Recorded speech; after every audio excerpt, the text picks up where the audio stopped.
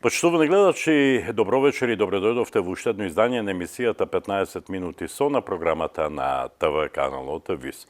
А наш вечерашен гостин во оваа емисија е Ѓорги Зимбаков.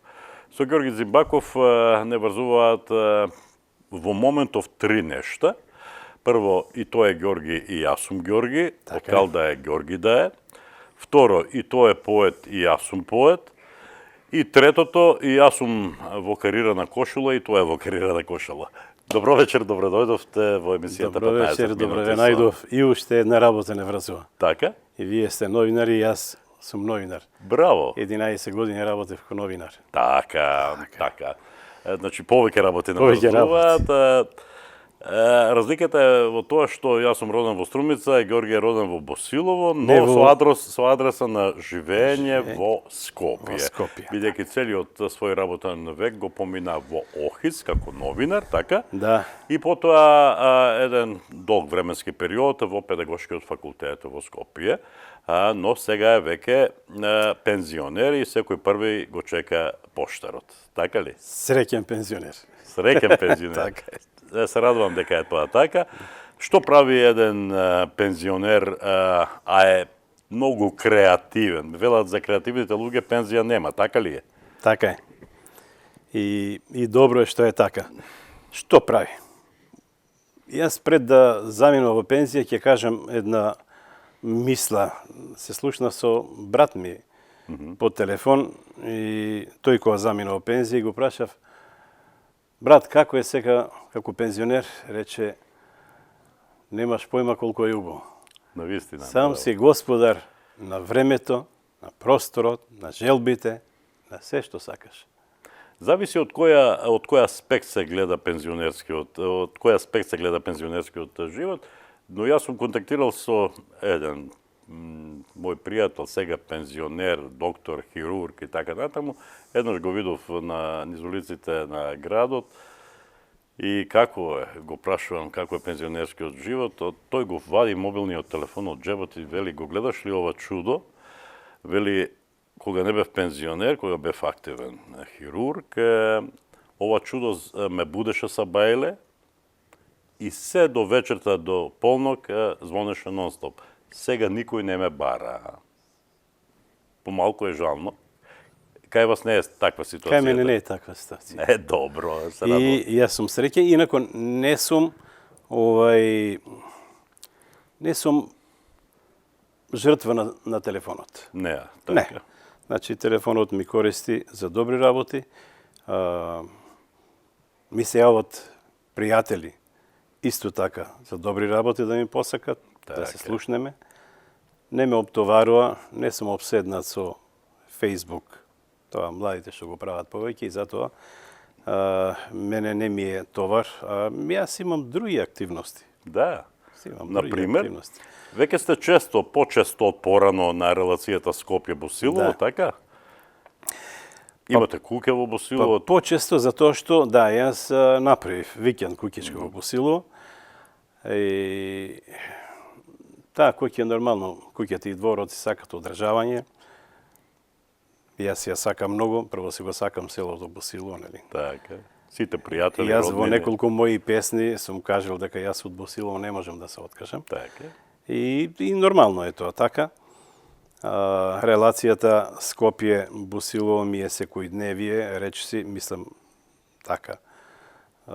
Често патувам, а сега патувам поретко, затоа што сега сум пензионер, па ќе си дојдам овде на место само за викенд, ќе си останам еден месец. Така е, така. Па ќе си заминам во Скопје, ќе се дружам со децата, со внуците. Супер. Еден убав период, ќе прославиме некој роден ден како имате, после пак назад. И таа промена мене ме прави среќен.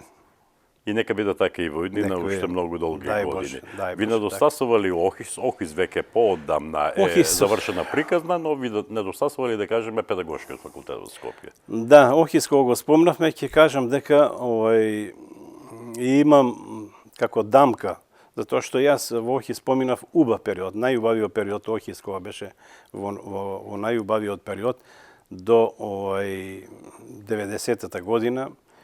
Јас поминав убаво и ми е жал сега што се случи со Охис. Ми е жал што пропадна.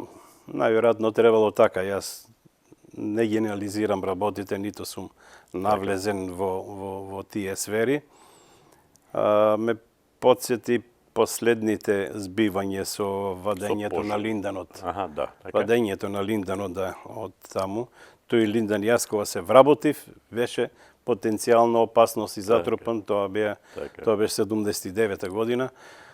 Па еве дури сега, после толку време остана во земјата, што не беше во ред, меѓутоа тоа не е моја работа. А педагошкиот факултет, контактите со студентите? Педагошкиот факултет како факултет, како институција не ми недостасува, затоа што јас си дадов одлука, макар што мене ме нудија законот што дозволуваше да останам уште 3 години, јас не го направив тоа и на деканот му се заблагодарив, што ми ја дава таа можност, меѓутоа јас му кажав, јас имам внуци со кои сакам да поминам добар дел од времето. Го имам моето родно босило, сакам да си патувам често, да не бидам обврзван да се враќам. Понеделник сабаља да бидам тука и викам благодарам. Мене, јас чекав да го наполнам тој работен стаж и да си дојдам до пензија. Сега не гледам некоја логика да продолжам. И сега ви е убаво. Да го земам место на некој млад што треба да дојде. Ајде да свртиме нова страница од животот на Ѓорги Зимбаков, а тоа е таа креативна работа. Ѓорги Зимбаков е автор на 4 книги и чинам дека сите до една ги промовиравме на некој начин преку вакви разговори на програмата на ТВ Канал. Да. И си спомнувам за таа прва која ја промовиравме во една ваква емисија, а тоа е предизвиците на еколошкото воспитание и образование. Значи, Ѓорги Зимбаков е една прекрасна книга, една многу едукативна книга. Ајде збор два за неа. Што е всушност ова книга? Еколошкото воспитание и образование од секогаш било. Бидејќи јас на педагошкиот факултет влегов со работи, останал 20 на години таму. Педагошкиот факултет е факултет што ги офаќа педагошките науки, вклучително тука и екологијата како, да речеме, дисциплина која треба да ја учат на следните наставници и професори. И тоа поприлично ме заинтересира, а јас како лектор и секретар пак на списанието Просветно дело, Така. едно 16 на години бев таму, значи ги лекторирав сите материјали и бев секретар на тоа списание. Тоа дополнително ме подстрекна да се зафатам да направам една таква книга, да пишувам за екологијата. И со помош на професорот доктор Никола Петров, мислам, него го знаат сите, тој е по потекло од Колешино, професор на филозофски и на педагошки факултет, и се нафативме и направивме оваа книга. Така. Што јас сум поприлично горд и ми причинува чест што ја имам, затоа што ова не е обична книга, ова е всушност учебно помагало кое може да го користат и воспитачките во градинките, и наставниците во осмолетките, и професорите во средните училишта, особено тие што вклучително во сите средни училишта, особено тие што се усмерени за едукација на идните генерации. Така. Не ми се верува дека од тогаш поминаа цели 11 години. Сега дзирнав малку, книгата излезе од печат 2011 година, како вчера да беше. Како вчера да беше. Добро, и се сеќам кога го правевме тој мовет, вие рековте дека се надевам дека екологијата, заштитата на животната средина ќе влезе како редовен предмет во основното и средното образование. За жал тоа не се случи. За жал не се случи, тоа требаше прво да влезе на сите педагошки факултети. Така. влезе некаде со сила како изборен предмет. Така. Меѓутоа, овој предмет не треба да биде изборен, можеше да биде изборен основно општествено уредување, затоа што општественото уредување е менлива категорија. Апсолутно. И тој може да се учи како изборен, кој сака да заинтересира повеќе ќе оди. Меѓутоа екологијата секое дете мора да ја знае суштината и тежината на еколошкото воспитание и образование. Зашто овде, да речеме, има делови кај што фаќа воспитанието и образованието на родителите за екологијата на деца да им ја објаснат, па потоа во градинките исто така треба да поработат со деца малку, па во осмолетките и на крај во средните училишта и факултетите. И тогаш колку и да е човек колку и потешко да му влегува во мозокот ако еден долг период постојано му се кажува, му се објаснуваат некои работи, што значи зачувувањето на чистата животна средина, што значи зачувувањето на чистата вода, на почвата, на целиот биодиверзитет, тој мора да свати дека така треба да биде и ќе почне и тој кој ќе порасне неговите деца така да ги воспитува. И така се ствара една еколошка култура. Поинаку ние не можеме да направиме.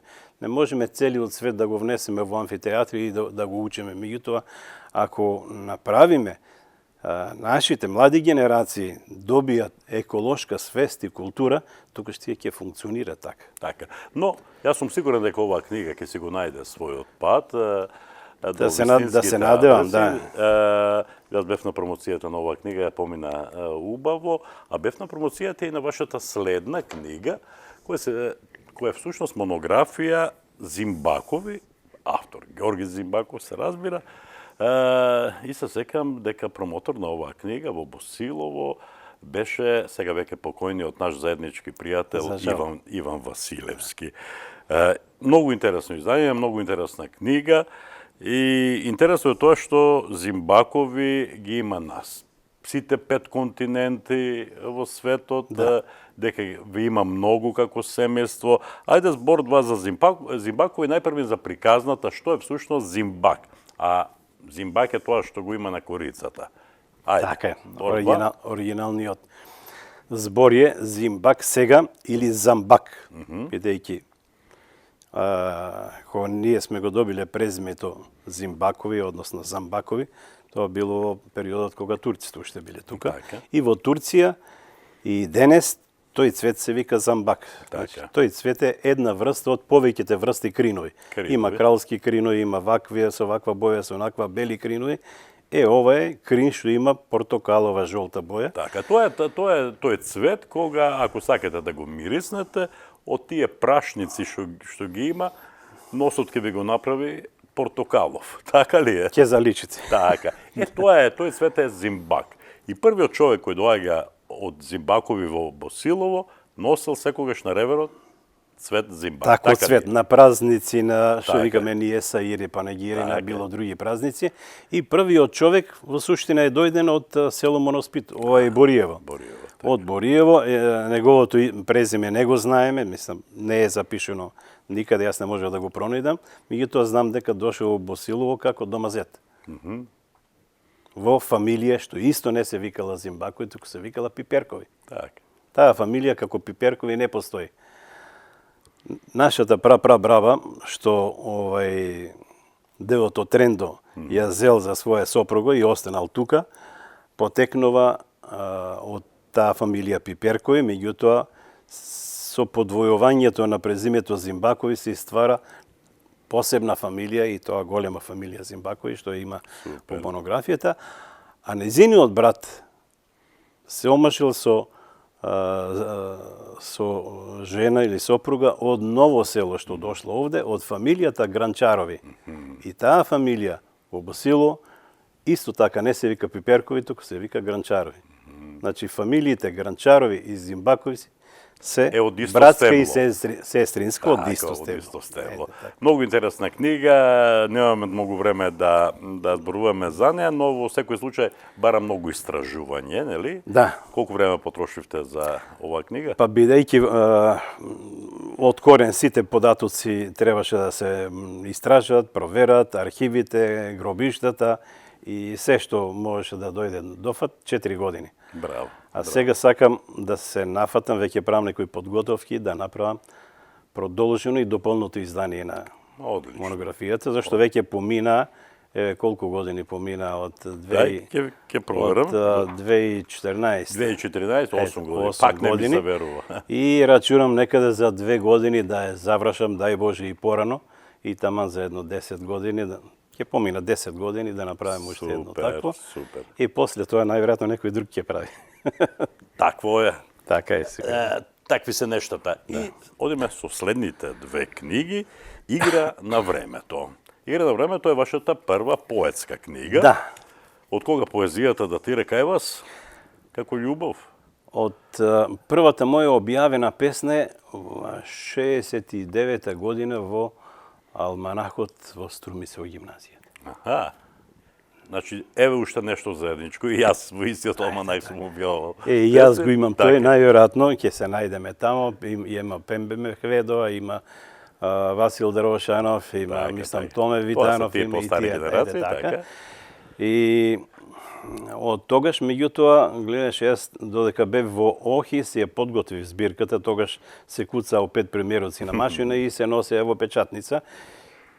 Се случија таму технолошки вишоци, збивање, незбивање, јас го напуштив Охис и тие премиероци ми остана Во фиока. во фиока, односно во една кутија, па се селев од тамо до тамо и на крај ги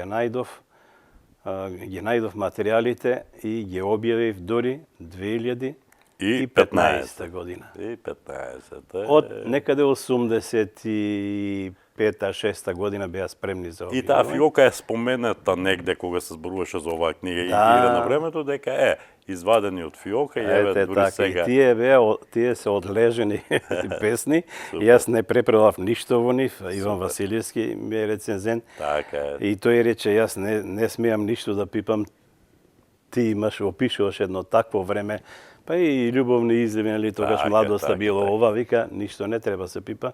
И така ја објавивме и она ме подстрекна јас да продолжам да пишувам поезија. Тоа е третата ваша книга, така. ми го разри. Трета книга, прва поетска и следува последната, четврта книга, а втора поетска, нели? Втора поетска. А тоа е Душевни мускавици, изгледа прекрасно, убаво спакувано, многу корица, но за разлика од првите три книги каде како автор е подпишан Ѓорги Зимбаков, овој пат како автор е подпишан исто така Ѓорги Зимбаков со цртичка Ѓози.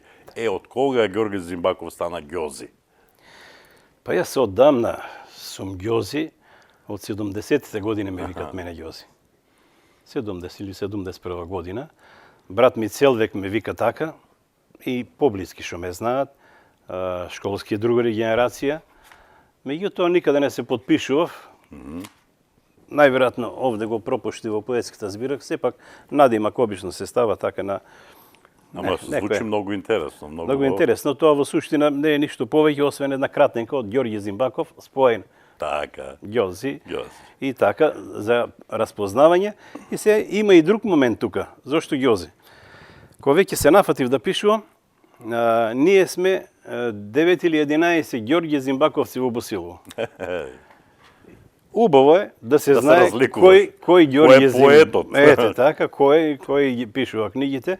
Така. Оти, знаеш, пошала неколку ми рекол, шубо, вика, јас не сум знаел дека сум напишал книга.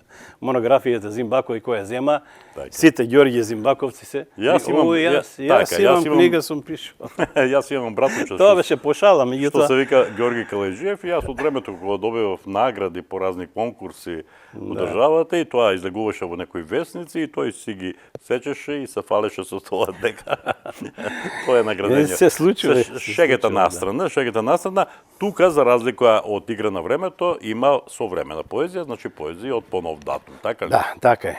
Така е. Сега, да кажеме дека рецензент на оваа книга е доктор Ана Витанова Рингачева и сега кога треба да очекуваме јубилејната петта книга од Ѓорги Зимбаков Ѓози? Работите ли на такво нешто? Работам и многу нема да чекат да се надевам. Да. Се надевам дека сега материјалите ми се стокмени и дадени така на прва обработка. И ова лето, нели, они ќе се работат сами по себе. Ќе се дооформуваат, доработуваат, ако има нешто за корекција.